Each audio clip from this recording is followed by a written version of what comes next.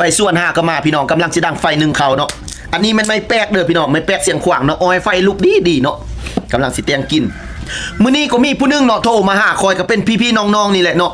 ว่าเบาพรวิไลเอ้ยกองซุ่มตัวคอยอีกแล้วแก้ออกมาได้แต่เงิน 5,000 มันมึงสิใส่5สแต็กแม่มึงหยังอันเงิน 5,000 นั่นแม่นสิตัวเขาตาย5หยังอันซบเนามึงนั่นเว้าบักดีว่ามีเงินมีคำหมดทุกกองเท่านั้นแสนตัวนี้ล้าน5ล้าน10ล้าน20ล้านเงินตัวนั้นคำเท่านั้นสลึงเงินคำเท่านั้นบาทมึงเว้า5สแต็กหยังอันซบเนามึงหั่นเนาะอันนี้พี่น้องตั้งเป็นตัวตั้งเป็นโก้งหน้าจริงจังหน้ากันด้านหน้าสันด้านแท้ๆโอเนาะหน้าฟัดตินแตกแท้ๆเลยอันนี้เนาะพี่น้องฉะนั้นแล้วเบาพรมีไรล่ะบ่เว้าหยังหลายพ่อแม่พี่น้องเนาะ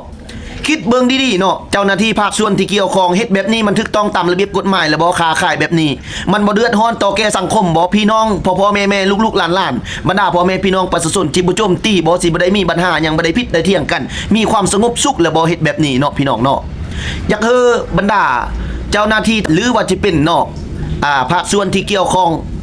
ลงพื้นที่ไปกวดกาสืบสวนสอบสวนเบิ่งเนาะพ่อแม่พี่น้องเนาะอันเฮ็ดแบบนี้ค้าขายแบบนี้เนาะก็แม่นอยู่ว่าบ่แม่นสารเสพติดสิ่งที่ผิดกฎหมายบ่แม่นยามายาเมายาอียาไอบ่แม่นไฮโรอีนเนาะบ่แม่นยาฟินยาเมาหยังเนาะมันก็ฮักแม่นเนาะอันนี้ก็บ่แม่นสิ่งที่ผิดกฎหมายแต่ว่าค้าขายนี่มันก็โกงเกินเนาะโกงพ่อแม่พี่น้องประชาชนเกินอันนี้เนาะว่าแจกบ่แจกว่าได้บ่ได้เนาะว่าใส่เงินบ่ใส่ว่าใส่คำบ่ใส่เนาะเบิ่งแม่ตามคลิปผู้ใดก็สิเห็นเนาะทุกคลิปที่เราลงเนาะทั่วประเทศนี่เนาะเราเว้าว่ามีเงินตั้งแต่5ล้าน10ล้าน20ล้านเอาใส่หมดทุกกองมีคำมีเงินหมดทุกกองตอนรับบุญสงกรานต์เราเว้าเนาะแจกอ่างเปาให้พ่อแม่พี่น้องบุญสงกรานต์เราว่ามีหมดทุกกองเราว่าบัตรลูกค้าสั่งบัตรลูกค้าซื้อบัตรมาแกะเอาแค่และผู้ใดพันกีบก็มีผู้ใด5,000ผู้ใด10,000ผู้ใด20,000อันเงินพันกีบมึงสิใส่5สแต็กพอมึงหยังนะตายอึดตายยากตายทุกตายยากย่ำมึงบ่แจกอ่างเป้าย่ำมึงบ่เฮ็ดกองซุ่มแจกลิ้นบุญสงกรานต์หั่นบ่เห็นเขาสิตายเขาก็ยังมีเงินลิ้นบุญสงกรานต์ในระยะปีผ่านมาโอ้ยเนาะจักน้อยก็สิว่าไปซื้อรถรุ่นนี้Fortuner บ่Land Rover บ่จักน้อยก็จะไปซื้อรถรุ่นนั้นออกรถบ่นั้นออกรถบ่นี้สร้างเฮือนอยู่หั่นสร้างโรงแรมอยู่บ่นี้สร้างคอนโดอยู่บ่นั้นแท้เงินตัวเงินโกงอ่ะเนาะมีความสุขหลายเจริญพร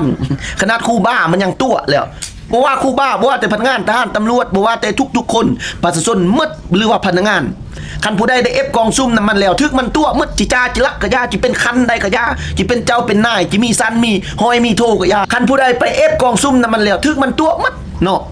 แสดงว่าเฮานี่มันจ้าโง่ก้มหัวมันตัวไปวันๆแบบนี้เนาะ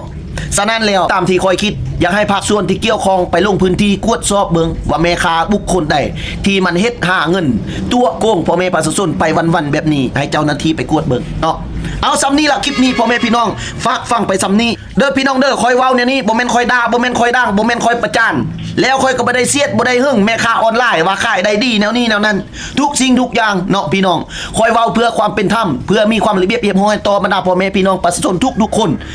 มีศิลปภาพเนาะปิดจิตนึงใจเดียวแพงปองดอกสามัคคีเฮ็ดอีหยังก็มันสมมาพาควรเนาะอย่าเฮ็ดเกินพ้นเขาหาเงินก็ลำบากทุกยากขาดเคินเพื่อสิได้เงินได้คำมาซื้อมาเอฟสินค้าเจ้า